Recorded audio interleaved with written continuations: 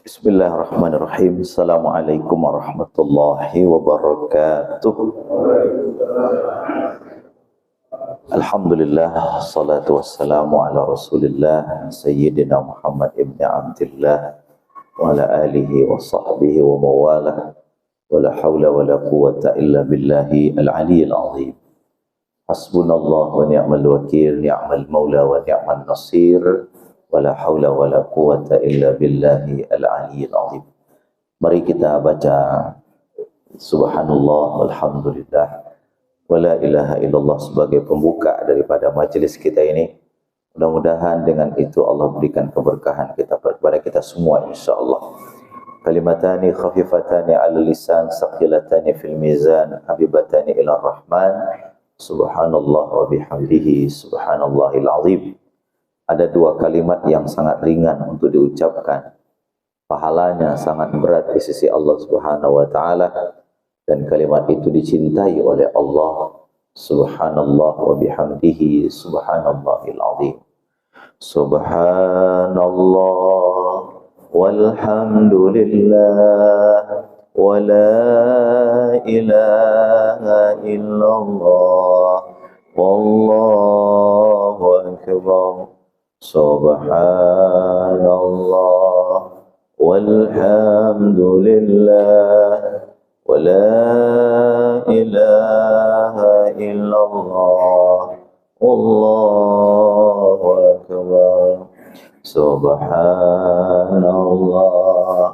walhamdulillah wa la ilaha illallah wallahu akbar. Wala haula wala quwwata illa billahil aliyyil azim. Bapak dan Ibu sekalian yang saya hormati, misi seluruh nabi dan rasul itu adalah membawa al-haq, kebenaran. Sehingga kebenaran itu menjadi petunjuk bagi seluruh alam semesta. Puncak dari kebenaran itu adalah al-haq. Al-haq. Sehingga orang yang sedang menjalani kebenaran itu berada dalam tiga al-haq. Yang pertama adalah minal haq, yang kedua adalah bil haq, yang ketiga adalah ilal haq.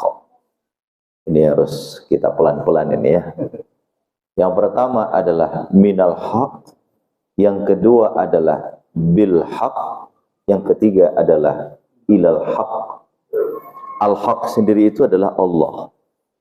Nanti manifestasi dari al-haq itu dia menurunkan guidance, menurunkan petunjuk-petunjuk sehingga orang itu bisa berjalan dengan al-haq itu. Nah, yang pertama minal haq, kita ini dari al-haq. Kita ini datang dari zat yang al-haq. Al-haq itu siapa? Allah. Sehingga keberadaan al-haq itu diterima oleh akal, dibenarkan oleh syariat, dan tidak ada satupun yang berakal yang menentang al-haq itu. Sehingga orang yang mengenal al-haq, dia akan bil-haq. Bil-haq itu apa? Bersama kebenaran itu. Nah, bersama apa? Kebenaran itu. Nah, orang yang bersama kebenaran itu, Bapak Ibu sekalian yang saya muliakan, itu dia akan terus berjalan dengan al-haq tadi itu. Berjalan dengan Allah tadi itu. Sehingga kalau kita mau turunkan dalam Al-Quran itu, orang yang berjalan dengan kebenaran itu paling tidak melakukan 5 hal. Yang pertama dia beriman, yang kedua dia ruku, yang ketiga dia sujud, yang keempat dia beribadah kepada Tuhannya, yang kelima dia berbuat baik. Lalu berapa Pak? 5. Ini kalau nggak konsen hilang, ya. Dalilnya nanti pulang dari rumah dari masjid, lihat surat Al-Hajj ayat 77. Ya. Orang yang minal haq, Bapak semua dari tanah atau ada yang mengadakan tanah itu? Dari tanah, tapi karena ada yang mengadakan. Yang mengadakan kita siapa? Allah. Apakah ada yang ada tanpa ada yang mengadakannya? Apa boleh? Apakah ada yang ada tanpa ada yang mengadakannya? Enggak mungkin. Ini meja tadi di mana, Pak? Meja ini tadi di mana? Di dalam. Datang ke sini ada yang bawa enggak? Ada. Kalau dia datang sendiri, kira-kira saya kaget enggak, Pak? Tiba-tiba dia jalan sendiri ke sini. Awas-awas, Pak. Dia muncul sendiri. Secara akal nggak mungkin itu. Ya tak? Oke. Jadi al-haq itu dia akan muncul dan pasti diketahui kemunculannya. Sehingga sering saya mengatakan kalau ada orang ateis tidak percaya kepada Tuhan, Bapak Ibu cukup tampar saja dia. Ya, nggak percaya ada Tuhan nih, tampar tak itu. Jangan ditampar, nak. Jangan. Ini praktek sama teman yang bukan, jangan ya. Ini saya sedang mengajarkan bahwa kalau ada orang tidak percaya dengan Tuhan karena dia tidak melihat Tuhan, ya Pak Kiai, itu cukup ditampar saja, Pak. Begitu ditampar, tek, sakit enggak? Jawabnya apa, Bu? Sakit. Coba jelaskan kepada saya di mana sakit itu? Di sini. Saya enggak lihat. Anda sakit, saya nggak lihat sakit. Lalu saya mengatakan saya nggak percaya sakit. Kira-kira orang yang saya tinju marah nggak, Pak? Marah nggak? Marah dong. Anda sudah pukul saya, lalu Anda mengaku tidak percaya saya sakit. Loh, saya nggak lihat juga. Nah, berarti kesimpulannya tidak semua yang tidak dilihat itu tidak dipercaya. Karena itu konsep pertama dalam Islam itu adalah amanu. Apa, Pak? Amanu. Nah, Al-Hajj 77 itu kan ya ayyuhalladzina amanu. Hai orang-orang yang beriman. Makanya tatkala datang malaikat Jibril bertanya kepada Sayyidina Muhammad sallallahu alaihi wasallam tentang 3 hal. Yang pertama tentang iman, yang kedua tentang Islam, yang ketiga tentang ihsan, yang keempat itu tentang hari kiamat. Gitu. Yang pertama tentang iman, Nabi Muhammad menjawab tentang bagaimana? Nabi Muhammad menjawab dengan rukun iman. Ya, rukun iman itu sabaraha eta, Bu? 6. Ya dah? Percaya kepada Allah. Terus apa lagi? Percaya kepada Rasul. Ibu-ibu sudah pernah lihat Allah belum, Bu? Hah? Yakin belum pernah lihat Allah? Kok ragu sih? Yakin. Memang nggak bisa dilihat kok. Oke? Percaya pada Allah. Percaya kepada Rasul. Percaya kepada kitab. Percaya kepada malaikat. Percaya kepada hari akhirat. Kemudian percaya kepada takdir. Ya. Bahkan Bapak Ibu sekalian, kalau kita bicara dalam hadis itu, tatkala Nabi Muhammad bicara tentang 6 item ini, Allah, malaikat, Rasul, apa tadi lagi? Kitab, apa lagi? Saya hanya muji aja, tidur atau tidak ini. Ya. Apa lagi? Yaumul akhir. Kemudian pada takdir. Itu kalau kita lihat hadis Nabi, tatkala Nabi bicara tentang iman kepada Allah dan iman kepada kepada takdir, itu Nabi menggunakan kata antu'mina sebelumnya. Tapi tatkala bicara tentang Rasul, kitab, hari akhirat, itu nggak pakai antu'mina. Coba lihat hadisnya. Antu'mina billahi. Nah, ada kata antu'minanya ya. Antu'mina billahi. Terus wa malaikatihi wa kutubihi wa rusulihi wal yaumil akhir. Tapi tatkala menegaskan ada takdir, dia tidak mengatakan wal qadri khairi wa syarri. Allah Nabi ulang kalimat antu'mina itu di antu'mina bil qadri khairihi wasyarrih. Kira-kira ada yang bisa menangkap kenapa itu? Tatkala bicara Allah, Nabi Muhammad berkata antu'mina. Tapi tatkala bicara Rasul, kitab, yaumil akhir, Nabi tidak mengatakan antu'mina. Tapi begitu bicara tentang takdir, antu'mina itu ulang tuh. Antu'mina bil qadri khairihi wasyarrih. Apa itu, Pak? Kalau bicara tentang Allah, kalau orang sudah percaya kepada Allah, dia insya Allah pasti percaya kepada Rasul. Karena nggak mungkin Allah dia datang sendiri ke muka bumi ini tanpa Rasul. Jelas ya? Dia pasti percaya kepada kitab. Tidak mungkin Rasul tanpa punya guidance. Oke? Oke? Halo? Oke. Yang ketiga, tidak mungkin ada Rasul, tidak mungkin orang percaya kepada Allah kalau tidak percaya kepada malaikatnya. Betul ya, Bu? Yang membawa Rasul wahyu kepada Nabi itu siapa? Yang membawa Rasul wahyu kepada Nabi itu ya malaikat, yaitu malaikat Jibril. Nah, orang yang percaya pasti percaya kepada hari akhirat, karena buktinya tidak ada orang yang kekal di muka bumi. Betul nggak, Bu? Jadi tanpa dikatakan antu'mina juga orang percaya kalau dia mati. Sehingga di Amerika, di negara-negara barat, begitu orang takut mati, bangun benteng. Ya. Sehingga Al-Quran mengatakan, ya, aina ma takunu yudrikumul mautu walau kuntum fi burujin musyiyadah. Dimanapun kau berada, mati itu tidak akan bisa ditantang. Ibu nanti pulang ke rumah buat peti dari beton atau dari baja, kuncinya dibuat dari baja. Begitu datang malaikat maut, mau masuk di situ. Kira-kira malaikat maut bisa masuk nggak, Pak? Bisa. Nah, itulah maksudnya. Tanpa pernyataan iman pun orang percaya kepada takdir itu. Percaya kepada kematian itu. Tetapi tatkala bicara masalah takdir, nah itu diulang lagi antu'mina. Kenapa? Banyak orang yang percaya kepada Rasul, banyak orang percaya kepada malaikat, banyak orang percaya kepada Allah, tapi persoalan takdir kadang-kadang mereka tidak percaya itu. Ya Allah, saya sudah sujud, saya sudah baca kitabmu, kenapa ya Allah bisnis saya kok hancur terus? Ada nggak orang begitu, Bu? Ada. Ya Allah, saya ini sudah sholat nih, kenapa kok teman saya nggak sholat, teman saya nggak zikir, teman saya nggak ngaji kayak gini? Tapi bisnisnya naik, pangkatnya tinggi, hidup keluarganya nyaman-nyaman, saya gak anaknya sehat-sehat semua. Saya ini ya Allah, sudah sholat, sudah sujud, tapi ujian kok berat banget. Ada nggak begitu, Bu? Ada nggak begitu? Kadang-kadang Tuhan Allah itu, Bu, semakin kita dekat sama dia, semakin berat ujian itu. Betul nggak?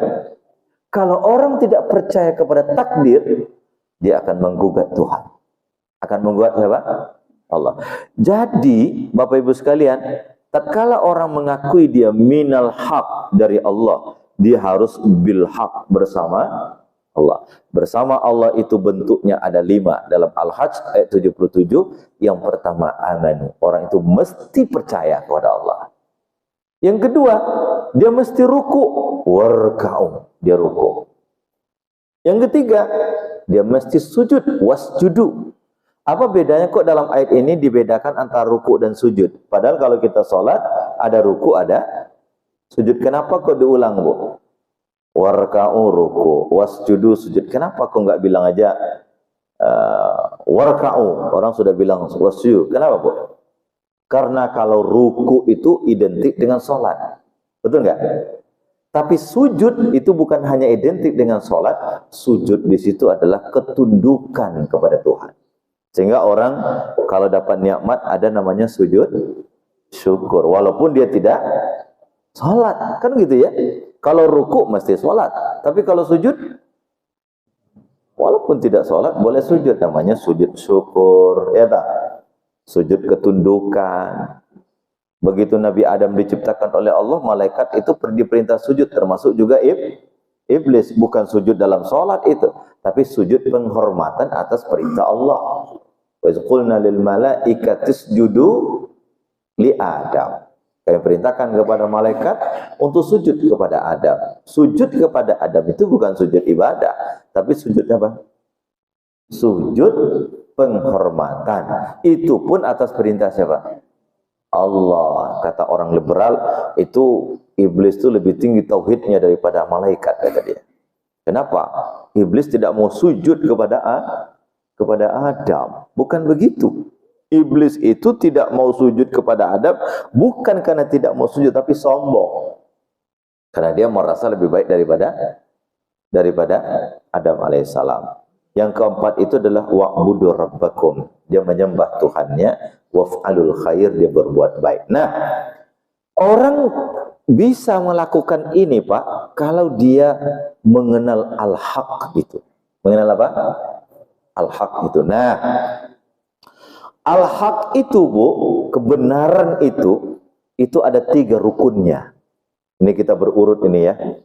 Orang bisa baik kalau dia mengenal al-haq. Al-haq yang sesungguhnya itu adalah Allah, ya. Al-haqqu min rabbika fala takunanna minal mumtarin. Al-haq itu sumbernya Allah, atau Allah sendiri disebut dengan apa? Al-haq. Nah, al-haq minal haq, kemudian tadi bil haq. Bil haq itu harus 5 tadi itu. Al-Hajj ayat 77. Nah, untuk al-haq itu, untuk bisa kita mendalami al-haq itu, kita mesti melakukan 3 rukun. Yang pertama, mengenal al-haq atau knowing al-haq. Yang kedua adalah mencintai al-haq itu. Jadi ada mengenal, yang kedua ada mencintai, yang ketiga adalah tunduk.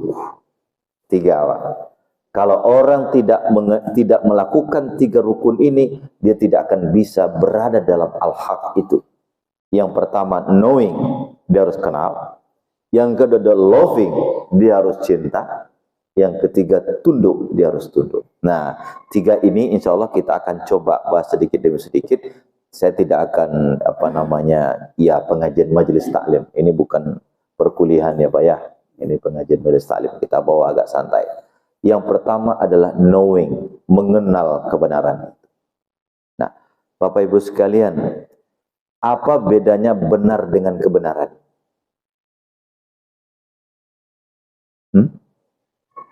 Ini benar loh. Ini kebenaran loh. Kira-kira bedanya apa sih?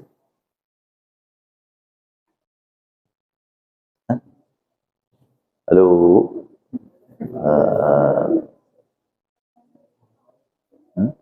Ini benar loh Pak. Kalau kebenaran itu, kalau benar, sudah mulai nampak nih. Wah, betul. Kebenaran itu nilai, Pak. Kebenaran itu apa? Nilai. Benar itu adalah apakah nilai itu sesuai dengan kenyataan itu benar. Jelas ya Pak ya? Jadi kebenaran itu adalah nilai. Benar itu adalah tatkala nilai itu dilaksanakan sesuai dengan apa yang sesungguhnya. Itu benar. Tatkala nilai itu tidak dilaksanakan dengan sesungguhnya, dia tidak menjadi benar, tapi dia menjadi apa? Salah. Bu, baca bismillah itu benar nggak, Bu? Kebenaran nggak? Bismillahirrahmanirrahim. Itu kebenaran nggak? Oke. Tapi kata Nabi, bacalah setiap kegiatan dengan bismillah. Itu kebenaran. Tapi kalau kebenaran ini tidak sesuai dengan apa kenyataannya, dia tidak jadi benar, Pak. Saya mencuri duit 500 juta. Sebelum mencuri, supaya ini jadi halal, bismillahirrahmanirrahim. Kira-kira kebenaran menjadi benar atau tidak? Alhamdulillah. Masuk gaji kita ini. Ya. Jadi ada kebenaran, ada apa Bu? Benar. Kebenaran itu konsep, nilai. Tetapi kebenaran yang tidak ditetapkan dan diterapkan sesuai jalurnya, maka dia tidak menjadi benar, tapi dia menjadi salah. Kata Nabi SAW, orang yang pergi ke tanah suci, ya, derajatnya dari duyufur rahman, dari ibadur rahman menjadi duyufur rahman. Kalau belum ke tanah suci, itu adalah ibad. Ibad itu hamba. Begitu naik di tanah suci, dia bukan lagi menjadi ibadur rahman, dia menjadi duyufur rahman, tamunya Tuhan.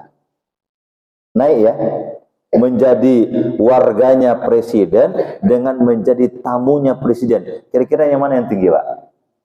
Ini ada tamu. Setiap kita ini warganya Pak Presiden, tapi tidak semua kita tamunya presiden. Betul nggak?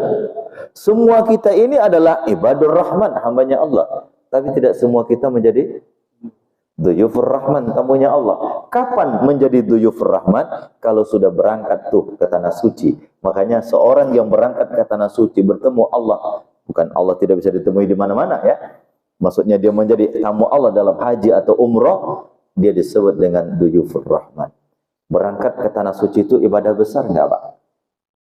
Oke, setiap ibadah itu dilakukan dengan baik, kemudian kalau kita lakukan itu, kita dihapuskan dosa-dosa kita oleh Allah. Nah sekarang saya mencuri 3 miliar, ini contoh ya, jangan apa nanti, ini contoh, na'udzubillah, summa jangan saya deh, ada seseorang, kalau saya nanti jadi, ini pagi nih Pak, ada si A curi 3 miliar, 500 juta bangun masjid, 200 juta kasih anak panti asuhan, 300 juta saya umrohkan imam-imam di kecamatan saya termasuk saya, dengan harapan bahwa nanti kalau di situ didoakan saya, ya Allah ampunilah dosa si A ini. Sekarang pertanyaan saya, niatnya benar nggak? Niatnya kebenaran nggak? Kebenaran. Umroh itu kebenaran tidak? Tapi kalau itu menjadi benar atau jadi salah? Salah. Nah, kita sekarang ini mesti tahu mana kebenaran dan mana yang benar. Sebab kebenaran yang tidak dengan benar, dia akan jadi salah. Contoh, dalam Quran, waqtulul musyrikina haitsu saqiftumuhum. Bunuhlah orang musyrik itu dimanapun kau ketemu. Oke. Ini Quran. Quran itu kebenaran kan? Mutlak. Tapi kalau prakteknya tidak benar, jadi salah. Kata Quran, bunuhlah orang musyrik itu dimanapun kau ketemu. Sekarang hari Ahad, saya pergi ke katedral di depan Istiqlal. Orang musyrik di situ banyak tuh. Lalu saya bunuh. Benar atau salah ya Pak? Hah? Salah. Kenapa? Ini Quran. Ini Pak Ustadz kok pagi-pagi ngacokan otak kita gitu. Hah? Ibu-ibu nggak usah pusing Bu ya. Karena ayat ini jangan salah, ini kebenaran. Tapi kalau caranya menjadi tidak benar, jadi salah dia, bukan jadi benar. Ini ayat bercerita tentang bunuhlah orang musyrik dimanapun kau ketemu. Yang benarnya adalah kalau membunuhnya dalam peperangan. Dalam perang berlaku ayat ini. Tapi di luar perperangan jangan dipakai ayat. Kalau dipakai ayat ini, yang terjadi bukan lagi benar, tapi kita menebarkan kesalahan di seluruh bidang. Saya ingin mengantarkan saja mana kebenaran, mana yang benar. Jelas ya? Kebenaran itu nilai, sementara benar itu adalah aplikasi dari sebuah kebenaran itu. Nah, kita ini mesti mengenal mana kebenaran dan mana yang benar. Maka syarat bersama al-haq itu adalah knowing, harus mengenal. Mengenal kebenaran dan bagaimana menetapkan kebenaran itu. Kita mengenal kebenaran, tapi kalau tidak mengetahui bagaimana cara mewujudkan kebenaran itu, kita di penjara orang. Ada seorang si A jadi pejabat. Oh ini si A ya, bukan lagi saya tadi ya. Si A jadi pejabat. Kemudian ada orang bawa proposal. Pak, ini proposal Pak. Untuk apa ini? Bangun masjid Pak. Waduh, dia ingat firman Allah, Nabi mengatakan, barang siapa yang bangun masjid, maka Allah bangunkan istana di surga. Ini kebenaran, ya telah. Tetapi dia menteri katakanlah ya, dibisi oleh dirjennya, Pak, ini ada duit dana abadi Pak. Dana abadi ini sekitar 30 miliar. Ya, tapi secara aturan Pak, ini nggak bisa untuk bangun masjid, harus begini. Tapi karena Bapak ini hanya mengetahui kebenaran, tidak tahu cara yang benar, di ACC itu Pak. Cairlah dana itu untuk bangun masjid. Salah nggak Pak? Kebenaran nggak itu? Boleh bingung lagi. Bangun masjid itu kebenaran nggak? Kebenaran. Tapi cara dari duit tadi itu salah nggak? Salah. Jadi kita mesti mengetahui kebenaran dan mengetahui apa Bu? Yang benar. Nah, makanya di dalam kajian-kajian keilmuan itu kita harus mengetahui substansi kebenaran itu dan kita harus mengetahui bagaimana mendekati kebenaran itu dan bagaimana kita mengaplikasikan kebenaran itu, sehingga begitu Jibril alaihissalam datang kepada Nabi Muhammad sallallahu alaihi wasallam membawa perintah Iqra, bacalah, maka Iqra itu diulang oleh Jibril 3 kali. Iqra bacalah, Iqra bacalah, Iqra bacalah, 3 kali diulang oleh Jibril kepada Sayyidina Muhammad sallallahu alaihi wasallam. Kata Jibril, kata Muhammad, "Ma'ana biqari", saya tidak bisa baca. Apa yang saya mau baca? Saya enggak bisa baca. Iqra, bacalah. Dia bilang, "Saya bisa baca." Iqra, bacalah. Saya enggak bisa baca. Kenapa Iqra diulang 3 kali? Apakah Jibril tidak tahu kalau Nabi Muhammad tidak bisa baca? Jibril tahu. Tapi kenapa diulang 3 kali? Ingin menunjukkan bahwa kebenaran itu membaca itu mesti 3. Harus tahu apa yang dibaca untuk mendapatkan kebenaran itu. Yang kedua, bagaimana cara membacanya untuk mengetahui cara untuk mendapatkan kebenaran itu. Yang ketiga, bagaimana melaksanakannya supaya kebenaran itu jadi benar. Jelas Bu? Halo? Saya jadi bingung, Ibu pada bingung di belakang sana. Ini Ustaz ngomong apa? Hah? 3 SKS ya? Gak apa-apa ya, kita pelan-pelan saja. Di sini kan pengajian hampir tiap minggu ya, jadi jamaah ini sudah doktor semua ya. Kalau dikonversi SKS-nya. Oke, tadi saya bilang apa Bu? Jelaskan mana kebenaran, mana yang benar. Kita sedang bicara sekarang minal haq bil haq, bersama kebenaran itu ya. Nah, oleh karena itu kita mesti mengetahui ini kebenaran, ini benar. Maka oleh karena itu Nabi Muhammad tatkala menerima perintah Iqra dalam surah Al-Alaq ayat 1 sampai 5. Iqra bismi rabbikal ladzi khalaqa, khalaqal insana min 'alaq. Iqra wa rabbukal akram, alladzi 'allamal insana ma lam ya'lam. Itu Jibril datang membawa perintah Iqra itu. Apa kata Nabi Jibril? Iqra. Jawab Nabi Muhammad apa Bu? Saya tidak bisa baca. Iqra. Nabi Muhammad mengatakan apa? Sama Nabi Qari. Saya tidak bisa baca. Iqra. Saya tidak bisa baca. Kenapa Jibril ulang 3 kali? Kenapa? Iqra, baca. Begitu Nabi Muhammad jawab saya nggak bisa baca, kan langsung Jibril membacakan saja. Iqra bismi rabbikal ladzi. Tapi diulang 3 kali itu. Nah, dalam kajian teosofi ini saya dapatkan juga dari Prof. Nasar. Kata Prof. Nasar, kenapa Jibril ulang 3 kali? Karena kita harus mengetahui apa itu yang benar, bagaimana cara mendapatkan kebenaran itu, dan bagaimana mewujudkan kebenaran supaya jadi benar. Diulang berapa kali? 3 kali. Ma'ana biqari, saya tidak bisa baca. Iqra. Maksudnya apa yang saya mau baca ya? Ya tak? Yang kedua, setelah saya tahu apa yang saya mau baca, bagaimana caranya saya membaca ini? Ya tak? Yang ketiga, setelah saya tahu cara membacanya, nanti untuk mewujudkannya bagaimana? Nah, itu 3 itu begitu. Jadi, what I read, how I read, how to applicate. Bagaimana apa yang saya mau baca, bagaimana cara membacanya, kemudian bagaimana cara menerapkan yang saya baca supaya kebenaran menjadi benar. Nah, alhamdulillah masuk kaji kita. Oke, maka oleh karena itu Bu, orang tidak mungkin melaksanakan kebenaran itu kalau tidak mengetahui kebenaran itu. Itu yang kita sebut dengan knowing the good. Mengetahui kebenaran itu. Nah, oleh karena itu, kenapa kita disuruh belajar? Kenapa kita disuruh untuk terus mendengar? Kenapa kita disuruh untuk terus berteman dengan orang baik? Supaya kita mengetahui kebenaran itu. Nah, di dalam konsep Islam, Kebenaran itu ada ayat tanziliyah dan ada ayat kauniyah. Tanziliyah itu di dalam Al-Quran, ya, mulai dari Al-Fatihah sampai An-Nas, itu tanziliyah. Yang kedua itu adalah kauniyah. Kauniyah itu apa yang ada di alam semesta ini, itu adalah tanda-tanda kebenaran Tuhan. Sehingga Allah mengatakan dalam Quran, sanurihim ayatina fil afaqi wa fi anfusihim hatta yatabayyana lahum annahul haqq. Jelas ya? Sanurihim ayatina fil afaq. Kami akan nampakkan kepada mereka ayat-ayat kami di seluruh penjuru alam ini.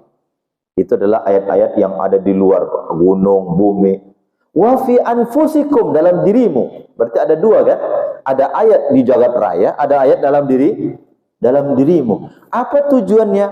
Hatta yatabayyana lahum annahul haqq. Supaya mereka tahu bahwa baik yang Allah nampakkan di jagat raya ataupun yang Allah nampakkan dalam dirimu, supaya kau tahu bahwa yang menciptakan semua itu adalah Al-Haq. Siapa Al-Haq itu? Allah Subhanahu wa ta'ala. Jadi Bapak Ibu sekalian yang saya hormati, kita mesti knowing untuk mengetahui kebenaran itu dengan cara belajar. Makanya kita ini alhamdulillah Masjid Nurul Ittihad ini kan pengajiannya jalan ya Pak Ketua ya. Ini bentuk supaya apa? Kebenaran itu terus akan berkembang ya.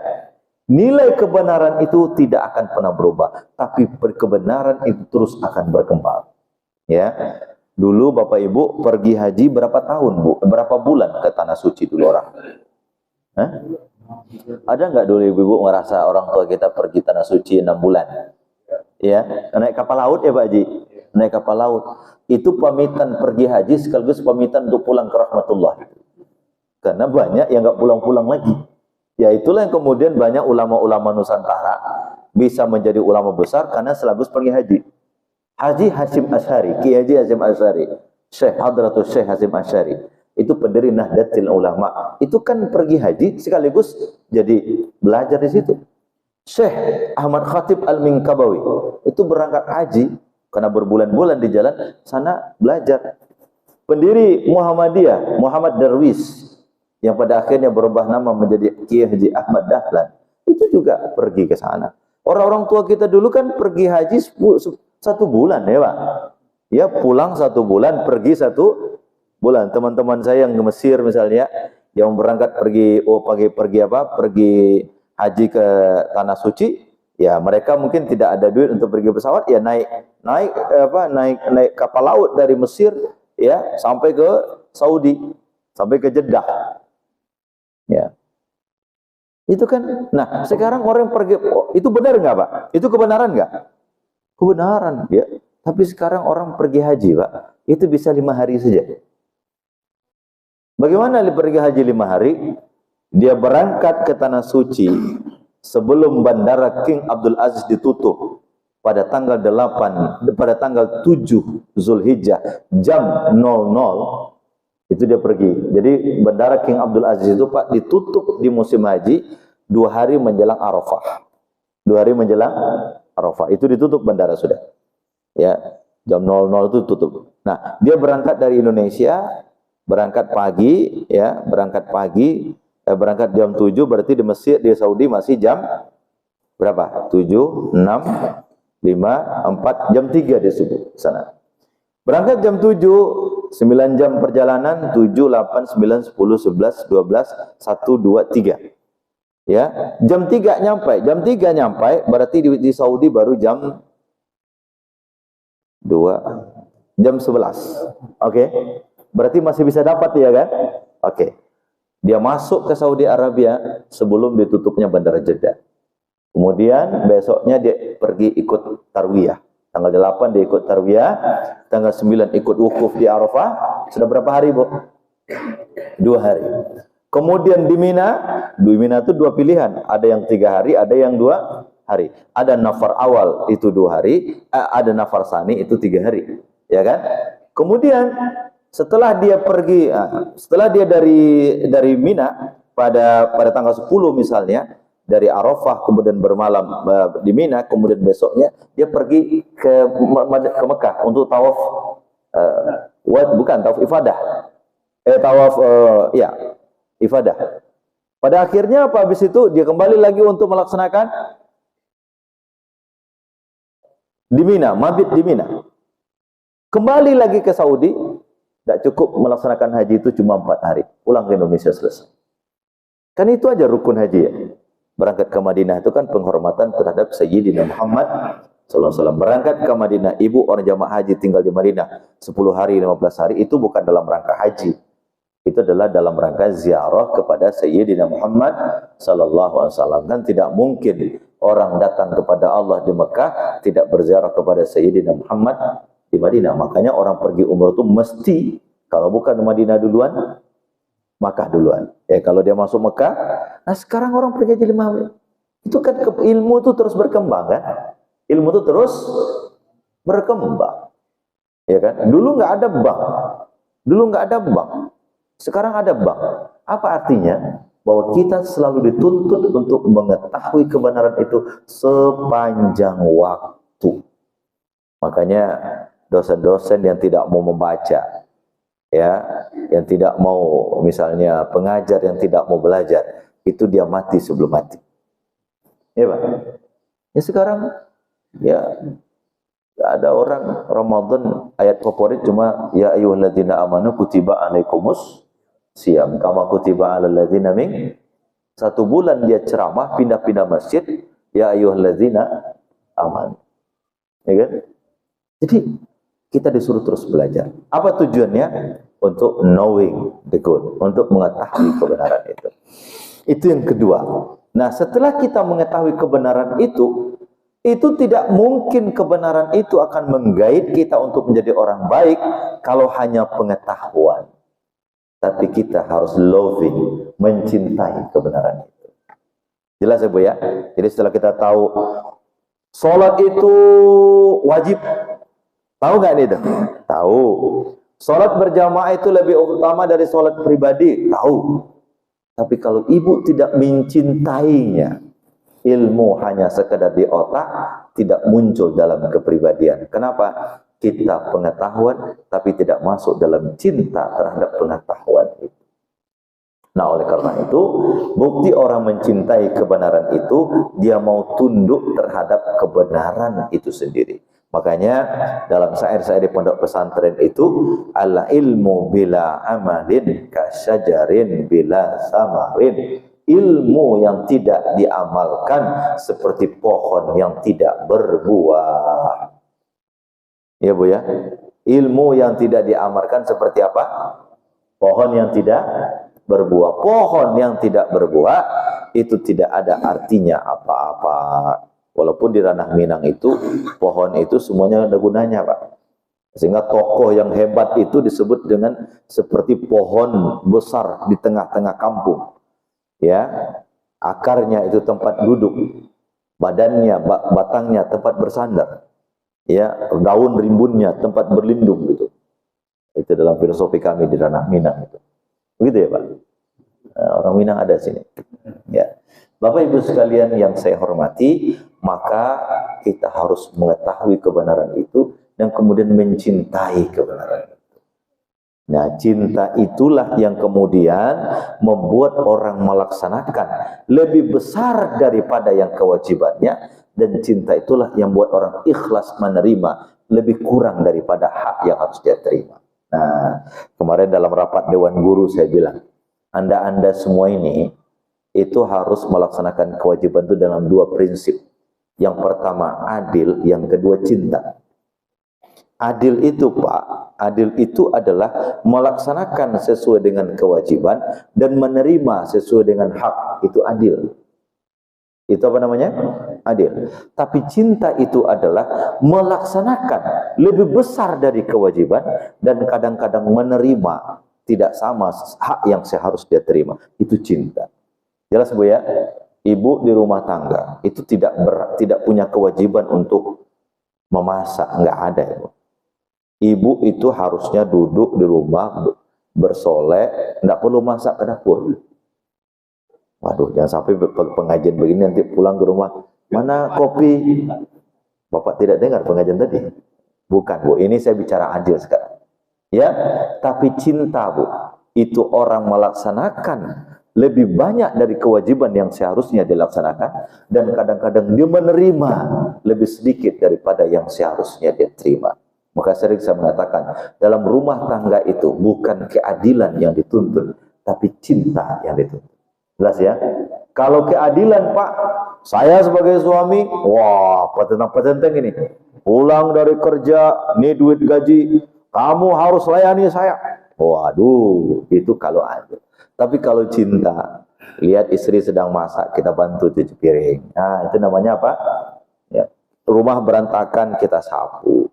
Tidak ada kewajiban kita untuk itu, tapi kita melaksanakan atas nama cinta. Jadi cinta itu adalah menunaikan lebih banyak dari kewajiban yang seharusnya, menerima kadang-kadang kurang dari hak yang seharusnya. Bisa jadi status WA pagi ini. Nah, ya. Bapak Ibu sekalian yang saya muliakan, ini sudah israf ya, 534. Saya tutup sampai di sini, nanti kita dalami ya, kita dalami. Tapi kalau ibu-ibu bertanya, bapak bertanya, nggak usah yang susah-susah ya. Nanti saya tidak bisa jawab. Nah, kalau saya tidak bisa jawab, saya akan bilang, nah, itu ada Pak Hakim sebelah sana jawab. Terima kasih. Ya, ini pengajian gue harus cair, Pak. Kalau tegang nanti ini apalah ini. Baik, terima kasih. Silakan kalau ada yang mau dipertanyakan. Terima kasih Pak Hakim. Ibu-ibu dan bapak sekalian, Pak Hakim kita menjalani apa yang baru saja disampaikan oleh Pak Hakim, atau ada hal-hal lain yang mungkin mau ditanyakan di luar konteks yang tadi kita bahas. Kami berikan kesempatan kepada Ibu atau Bapak ini, kalau ada yang ingin mau ditanyakan atau mau dikomplain materi yang disampaikan oleh Pak ini, monggo. Boleh dikomplain. Boleh. Kalau tidak ada, saya berikan kesempatan sebelah kanan saya. Pak Ari dulu, Pak Ari. Atau ya, Pak Haji Ondang. Silakan. Oh ada, Pak Haji Ondang, monggo. Assalamualaikum warahmatullahi wabarakatuh. Waalaikumsalam. Pak Ustaz, saya mau menanyakan masalah kebenaran dan benar Pak Ustaz. Ini sepertinya banyak jamaah, mungkin saya sendiri Pak Ustaz kadang-kadang sering bingung Pak Ustaz memberikan tausiah, kadang-kadang berbeda dengan Pak Ustaz yang lain, Pak Ustaz. Berbedanya di mana? Kita harus bagaimana Pak Ustaz menyikapinya Pak Ustaz. Dan terus terang aja pemahaman agama Islam itu berbeda-beda betul Pak Ustaz. Jadi bagaimana menyikapi kami sebagai jamaah, sebagai umat Muslim Pak Ustaz, agar bisa langgeng, bisa mengikuti kehidupan ini Pak Ustaz. Baik. Assalamualaikum warahmatullahi wabarakatuh. Waalaikumsalam. Langsung saja. Kalau ada yang Satu lagi, Pak Haji, ada Pak Haji. Terima kasih. Assalamualaikum warahmatullahi wabarakatuh. Waalaikumsalam. Saya kira kita sepakat bahwa jujur itu suatu kebenaran dan bohong itu suatu kesalahan. Ada cerita begini, Ustaz. Dua anak ya kan? Nah, masing-masing anak ini mengadu pada orang tua. Taruhlah orang tua itu A dan B. Maka orang tua itu turun anak berantem sekalian. Nah, salah satu orang tua itu masuk rumah bisa ngambil celurit, ya. Nah, si B ini lari selamatkan diri masuk rumah C. Nah, si A mengajar ke sana sampai ke rumah C. C bilang, oh dia nggak masuk rumah saya, dia tidak, tapi ke sana arahnya. Berarti saya tadi bohong kan? Dan kebohongan seperti ini apakah tetap bohong? Apa bisa menjadi nilai kebenaran? Terima kasih. Wassalamualaikum warahmatullahi wabarakatuh. Oh ya, ada satu lagi, silakan. Ayo, silakan. Assalamualaikum warahmatullahi wabarakatuh. Waalaikumsalam. Terima kasih. Pertanyaan ini barangkali keluar dari materi pada hari ini. Pertanyaan ini juga sudah beberapa kali saya tanyakan, namun secara jujur di hati saya belum serak gitu ya. Dalam surat Al-Qari'ah ayat 6 dan 7. Amma mangsa pulat mawazinu fahuwa fi syatirun. Apabila seorang berat amal kebaikannya, maka dia termasuk orang yang beruntung, orang yang berbahagia. Tapi dari beberapa jawaban yang saya tanyakan terdahulu, orang tersebut tetap akan masuk neraka dulu, baru nanti ke surga. Padahal tadinya tadi barang siapa berat amal kebaikannya, dia termasuk orang yang bahagia, orang yang senang dan bahagia. Artinya nggak mungkin orang masuk neraka dulu dibilang bahagia dan senang. Ya betul. Lanjutannya memang wa ma man saqulat mawazinu wa ma man khaffat mawazinu wa huwa fi wa amma khaffat mawazinu fa ummuhu hawiyah. Dan barang siapa ringan amal timbangan kebaikannya, maka tempatnya di neraka hawiyah. Barangkali kalau ibarat orang pertandingan kalah 3-0, jadi coba. Tapi kalau mau yang tadi sebalikannya. Ini bagaimana penjelasannya yang ayat 6 dan 7 Al-Qari'ah. Kalau dia berat amal kebaikannya, timbangan kebaikannya, dia termasuk orang yang berbahagia, orang yang senang, yaitu tempatnya di surga Allah, tidak melalui neraka. Demikian. Assalamualaikum warahmatullahi wabarakatuh. Saya tidak mendengar pertama konkret yang kadang-kadang berbeda antara ustaz satu dan ustaz yang lain. Pak Siti tadi mencontohkan kalau orang berbohong tapi untuk kebaikan, saya tidak berani terakhir memikir azan di dalam Al-Quran. Baik, terima kasih. Jadi sebenarnya puncak kebenaran itu cuma satu, yaitu semakin kenal orang dengan kebenaran itu, maka akan semakin mendekatkan dia kepada Allah. Itu puncak dari kebenaran.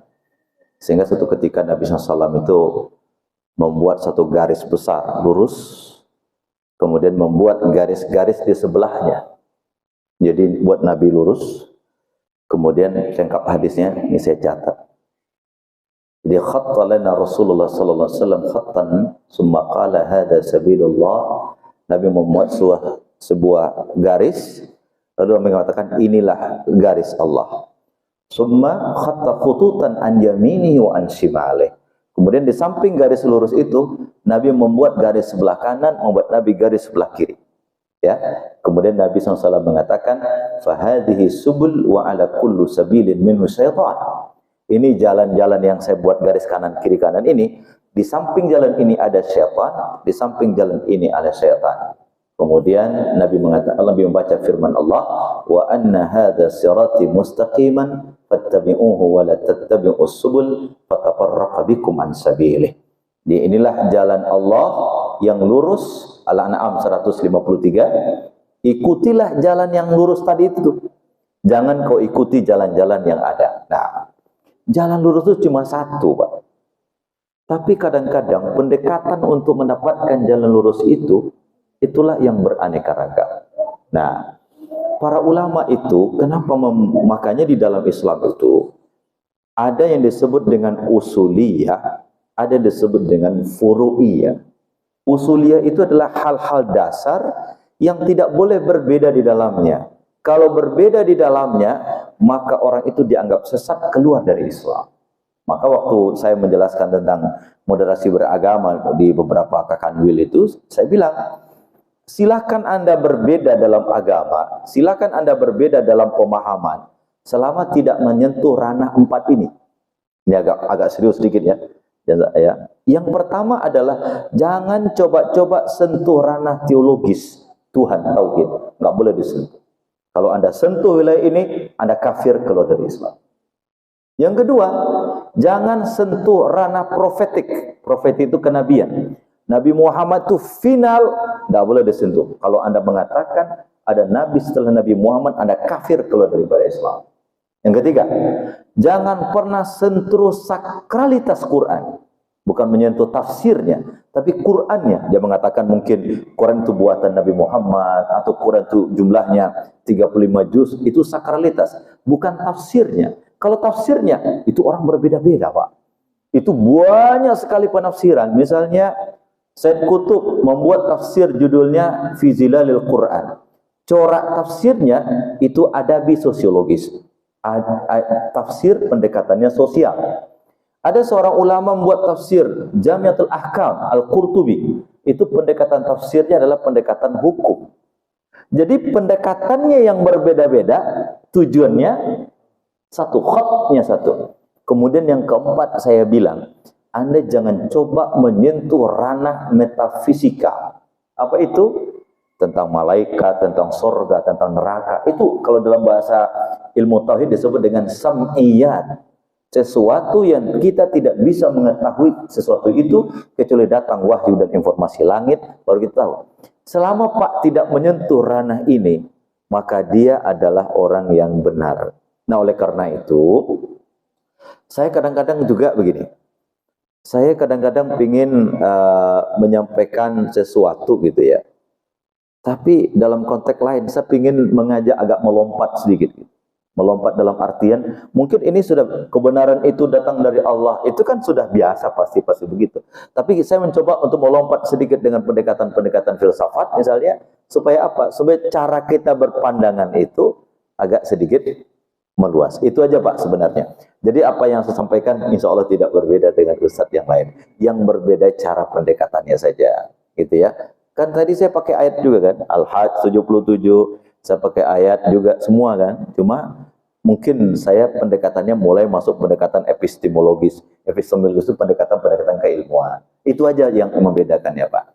Nah oleh karena itu, supaya umat ini tidak bingung, maka umat terus belajar dan menyampaikan kebenaran berdasarkan ilmunya. Itu aja.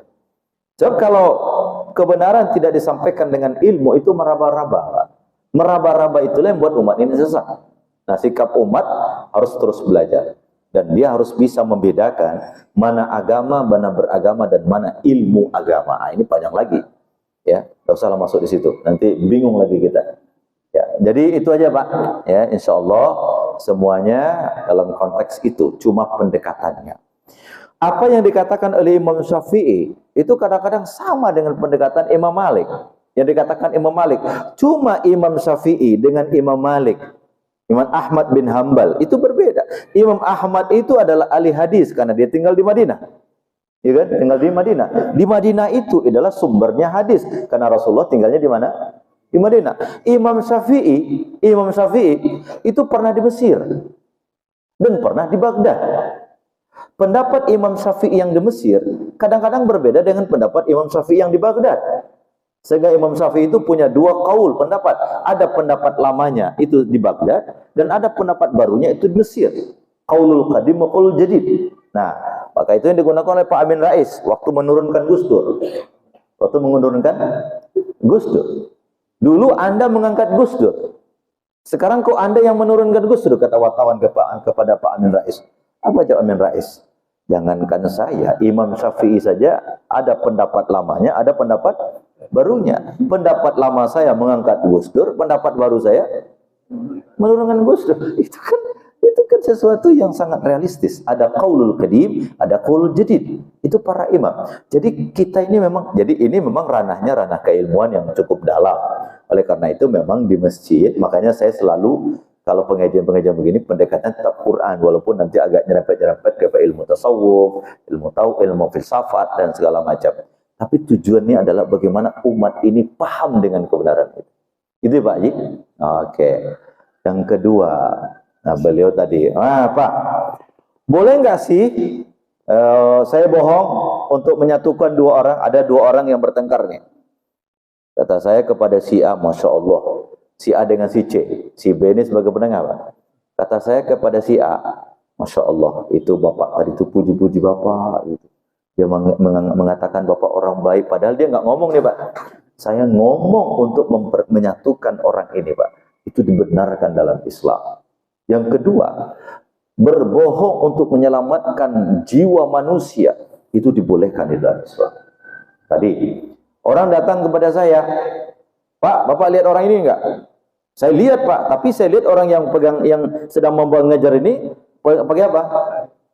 Pakai parang, matanya merah, napasnya saya paham ini pasti ngejarnya untuk yang buruk ini. Kalau saya bilang, Pak, sini Pak, dia lari sebelah kiri, nanti ada sembunyi belakang. Saya walaupun benar, tapi berdosa besar saya. Nah, itu. Jadi ada ranah, makanya dalam Islam itu ada satu prinsip dalam Islam yang diungkap oleh Dr. Abdul Karim Zaidan dalam kitabnya Dakwah. Salah satu min khasa'isi dinil Islam. Karakteristik Islam itu adalah al-murunah wal misaliyah. Murunah itu apa? Sangat ideal Islam itu. Tapi idealisme Islam itu mengikuti juga dengan fleksibilitas sesuai dengan realita yang ada tanpa menghalalkan yang haram dan mengharamkan yang halal. Gitu Pak Ji. Nah, yang ketiga, fa amma man saqulat mawazinuhu fa huwa fi 'ishatir radiyah. Dalam kalau Bapak baca kitab tafsir tentang akidah, itu ada disebutkan manazil min manazilil akhirah. Ada bab di kitab tafsir itu judulnya manazil min manazilil akhirah. Ada terminal-terminal yang dilewati oleh orang nanti di akhirat. Ya, pertama dia akan dibangkitkan. Dia akan apa? Dibangkitkan. Yang kedua dia akan dikumpulkan. Itu disebut dengan mahsyar. Setelah dikumpulkan ada mizan. Mizan itu timbangan amal kebaikan. Nah, pada tahapan mizan ini berlaku firman Allah, fa amma man saqulat mawazinuhu fa huwa fi 'ishatir radiyah. Kalau ditimbang amal kebaikannya, Pak, amal kebaikannya 51. Amal keburukannya 49. Itu tidak masuk neraka, Pak, langsung ke surga ya. Ya, itu tidak masuk neraka, tapi apa? Langsung ke surga itu. Yang masuk neraka, poin kedua. Wa amma man khaffat mawazinuhu fa ummuhu hawiyah. Tapi kalau amal keburukannya itu 51, amal kebaikannya 49, mana yang banyak? Keburukannya. Fa ummuhu hawiyah. Maka tempatnya di neraka. Neraka di sini itulah kajian para ulama. Apakah orang ini masih muslim atau tidak? Bab kajiannya di situ, Pak. Ya. Bagi orang Khawarij, ya, ini dalam kajian teologi Islam ada itu. Kalau orang itu adalah orang kafir, kalau orang kafir, Pak, tidak ada timbangan, Pak. Jelas ya? Kalau orang kafir nggak ada timbangan. Kalau saya bilang sama mahasiswa, kalau Anda mati dalam keadaan kafir, itu nggak ada pertanyaan, Pak. Lurus belok kiri. Maksudnya langsung neraka. Yang ada timbangan itu adalah orang muslim. Ya, orang yang dari mana pada orang muslim. Yang masuk neraka dulu baru masuk surga adalah orang muslim yang la ilaha illallah Muhammadur Rasulullah, tapi amal buruknya lebih banyak daripada amal baiknya.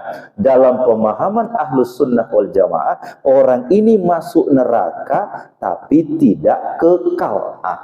Ini akidah Ahlus Sunnah.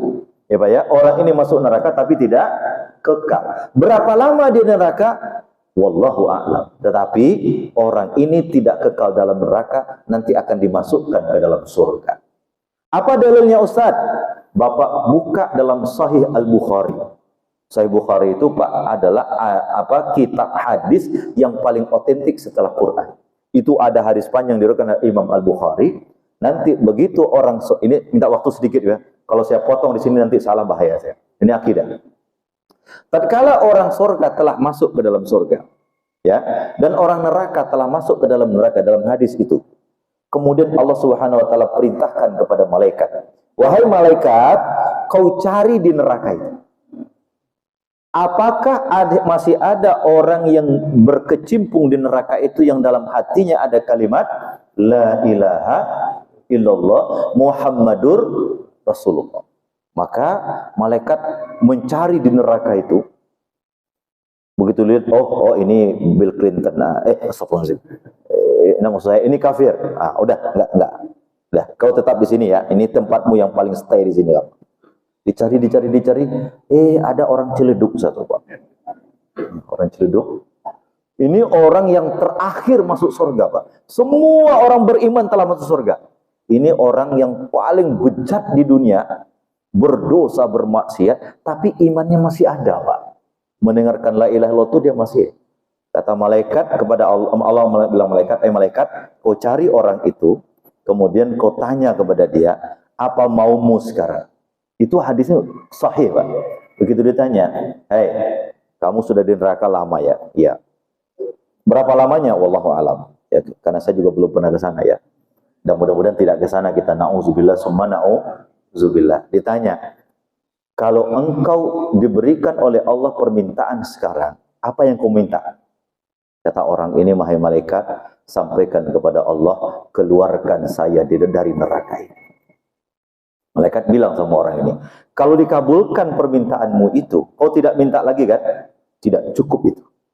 Dengan rahmat Allah Subhanahu wa taala, orang ini diambil dari neraka, lalu udah gelap hitam luar biasa, dimandikan di sebuah sungai namanya Nahrul Haya, sungai kehidupan. Orang itu kemudian tumbuh, dikeluarkan di neraka di depan pintu surga. Enggak masuk surga ya.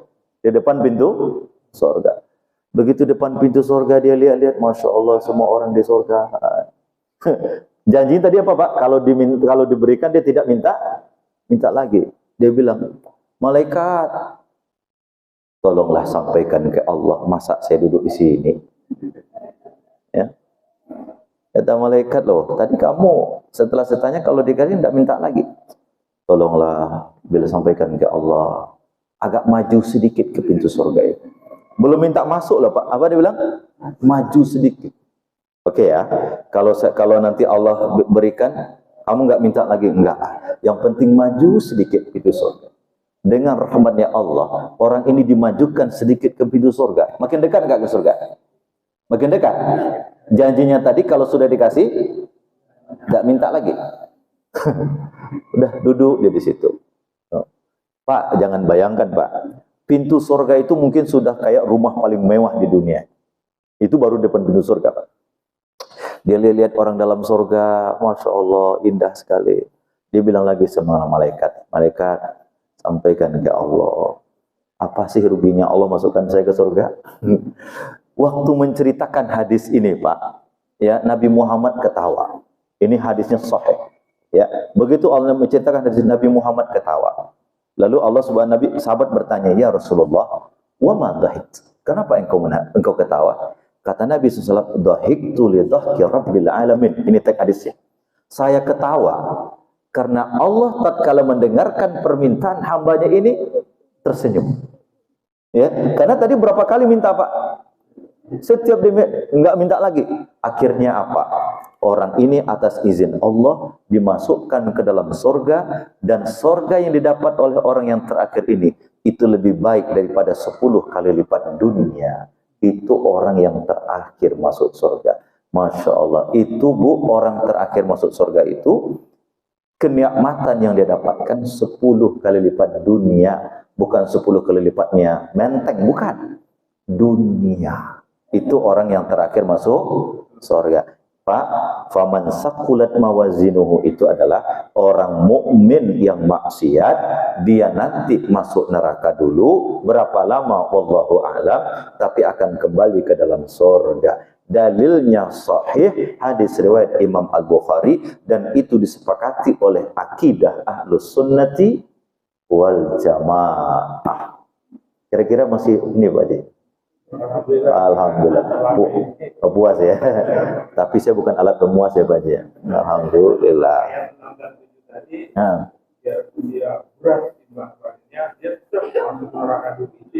Nah. Apabila berat timbangan kebaikannya, dia termasuk orang yang beruntung, yang senang. Ya itu langsung ke surga, nggak ada neraka lagi. Oh enggak. Wa amma man saqulat itu tuh langsung masuk surga. Yang masuk neraka dulu wa amma man khaffat mawazinuhu. Itu yang masuk neraka dulu. Tapi dia masuk surga. Berapa lama? Ya mudah-mudahan kita tidak transit. Amin. Ya Rabbal. Pak, jangan bayangkan Indonesia, Pak. Jangan bayangkan dunia. Satu hari di neraka itu sama dengan 1000 tahun dulu. Kita jadi pejabat cuma 5 tahun, Pak. Ini masuk neraka satu hari 1000 tahun. Kalau kita dititip 5 hari, artinya berapa? La haula wala quwwata. Sebagai perbandingan nanti pulang ke rumah, ini bukan kompor. Sudah hidup kompor, menyala-nyala apinya, duduk di sana, tidak usah 3 menit, 1 menit saja.